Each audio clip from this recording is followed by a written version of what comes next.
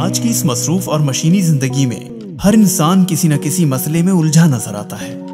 خوشی اور غم زندگی کا حصہ ہیں۔ کسی وقت ہم خوش ہوتے ہیں تو کبھی بہت افسردہ۔ پریشانی انسان کی روٹین پر اثر انداز ہوتی ہے۔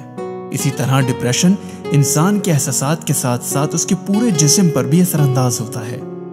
انسان کو اپنی اچھی صحت اور زندگی کی خاطر کچھ وقت اپنی ذات کے لیے بھی نکالنا چاہیے۔ اکثر لوگ ڈپریشن میں مبتلا یا خود کو تھکا ہوا محسوس کرتے ہیں۔ ایسے میں انسان کے لیے میڈیٹیشن بہت ضروری ہے، یعنی تنہائی میں تمام پریشانیوں سے آزاد ہو کر سکون کا حصول۔ آپ روزانہ کسی بھی وقت 10 منٹ کے لیے گھر یا کہیں بھی پرسکون انداز میں بیٹھ کر اپنی سانس پر توجہ مرکوز رکھیں۔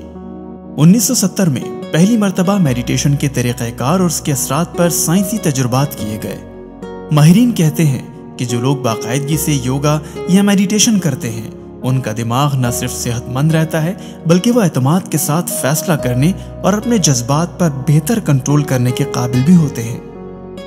آج کل میڈیٹیشن کو ذہنی دباؤ کے خلاف بہترین ہتھیار کے طور پر استعمال کیا جاتا ہے۔ اس کے لیے کسی پرسکون جگہ کا انتخاب کیجیے، مثال کے طور پر سمندر کے کنارے۔ لہروں کی آواز انسان کے دل و دماغ کو سکون فراہم کرتی ہے۔ جب انسان تنہا ہوتا ہے تو اس کے سوچنے کی قوت بڑھتی ہے۔